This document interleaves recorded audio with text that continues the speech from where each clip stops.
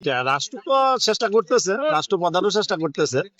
কিন্তু যদি সমাজ যদি পরিবর্তন না, আমি নিজে যদি পরিবর্তন না হয়, আমার মতো যদি বাকি যে মানুষগুলো আছে এরা যদি পরিবর্তন না হয়, রাষ্ট্র যেতে চাইবো কখনো দেয়া গেছে সম্ভব না। আর রাষ্ট্র যদি দেয়া গেছে অ্যাপগুলো যদি বন্ধ করে দেয়, তাহলে সম্পূর্ণভাবে দেয়া গেছে বন্ধ করা সম্ভব। এটা রাষ্ট্রের কাছে আমাদের অনুরোধ, যেন যত জুয়ার অ্যাপস আছে সম্পূর্ণ অ্যাপ যেন বন্ধ করে দেয়।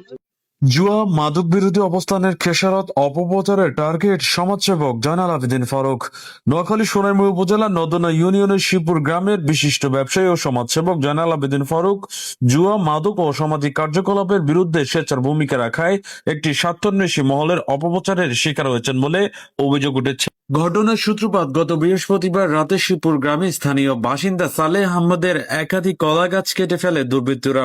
পরে সামাজিক যোগাযোগ মাধ্যমে এই ঘটনার সাথে সমাজসেবক জয়নাল আবেদিন ফারুককে জড়িয়ে মিথ্যা বানোয়াট তথ্য ছড়িয়ে দেওয়া হয়, যা এলাকায় ব্যাপক চাঞ্চল্যের সৃষ্টি করে।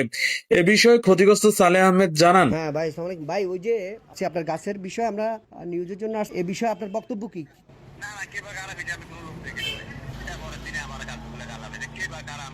নিউজে তথ্য আসলো কার সাথে জমি সংক্রান্ত বিষয় ঝামেলা, তারা কর্মকাণ্ড করছে, এই ধরনের তথ্য, এটা কতটুকু সত্য?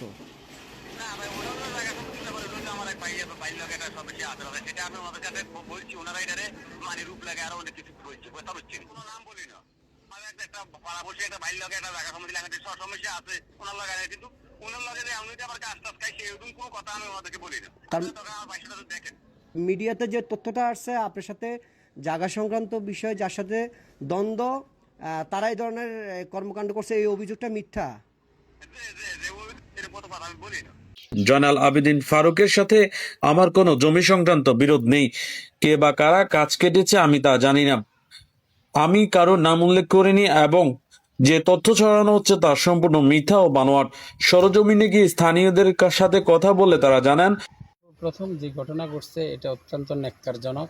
এটার জন্য আমি আমার পক্ষ থেকে তীব্র নিন্দা জানাচ্ছি। এটা আসলে মেনে নেওয়ার মতো না, এটা অত্যন্ত অমানবিক। যে ভাষাহীন একটা পরিবেশের সাথে এরকম করা, এটা মেনে নিচ্ছি না আমি।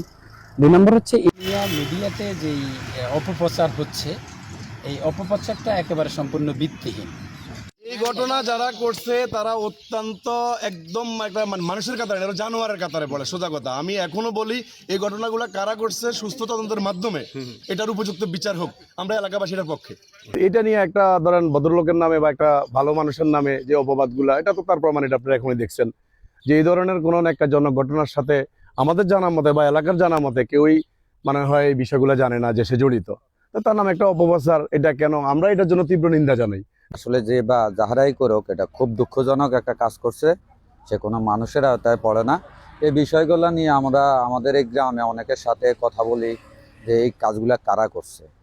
এইগুলা নিয়ে সাংবাদিক আসিয়ে একটা প্রোগ্রাম করছে এবং এটা প্রচার করছে, করার পরে যে ওইখানে নাম আসছে যে জয়নাল আবেদিন ফারুক এই কাজটা করছে। আসলে এখানে আমরা জয়নাল আবেদিন ফারুকের বিষয়ে বলার কিছু নেই, সমাজের মানুষ জানে জয়নাল ফারুক এটার সাথে জড়িত না। রাতের আধারে সংঘটিত এই ঘটনার সুষ্ঠু তদন্ত করে দোষীদের দৃষ্টান্তমূলক শাস্তির দাবি জানিয়েছেন তারা। স্থানীয়দের অভিযোগ, জুয়া ও মাদকের বিরুদ্ধে কঠোর অবস্থান নেওয়ার কারণেই একটি মহল পরিকল্পিতভাবে সমাজসেবক ফারুককে বিতর্কিত করতে সামাজিক যোগাযোগ মাধ্যমে অপপ্রচার চালাচ্ছে।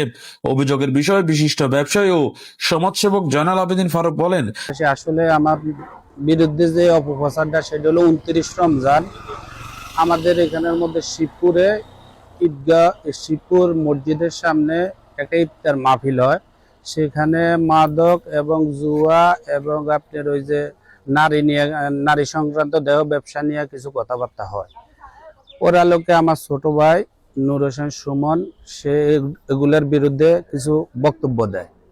আমার ছোট ভাই যে বক্তব্য দিছে, বক্তব্যের আলোকে এখানের মধ্যে আসলে এখন গ্রামে আপনার ওই যে স্যানিটারি ব্যবসা যেটা বলে, রিং টিং দিয়া টয়লেট, এগুলা কিন্তু বর্তমানে চলে না।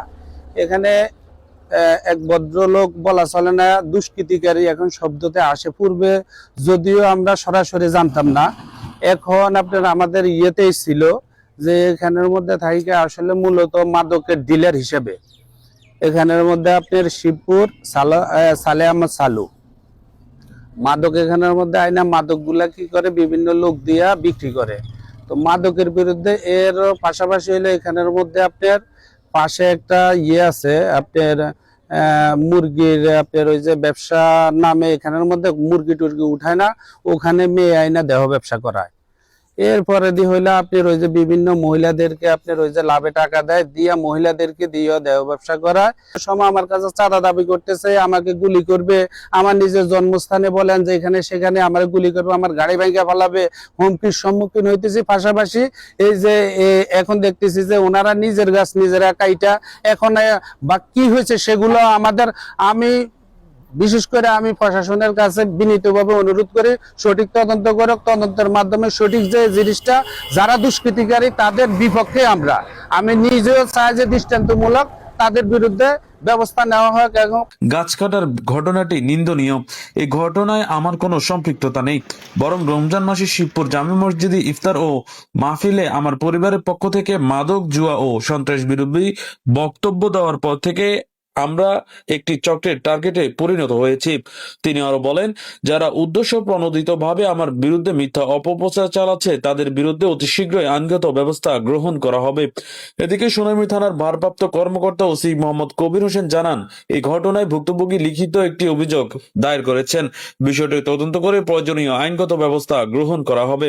উল্লেখ্য, এলাকায় মাদক, জুয়া বিরুদ্ধে অবস্থান নেওয়াকে কেন্দ্র করে এই ঘটনাকে ঘিরে উত্তেজনা বিরাজ করছে এবং স্থানীয়রা দ্রুত সুষ্ঠু তদন্তের মাধ্যমে প্রকৃত ঘটনার উদ্ঘাটন প্রত্যাশা করছেন।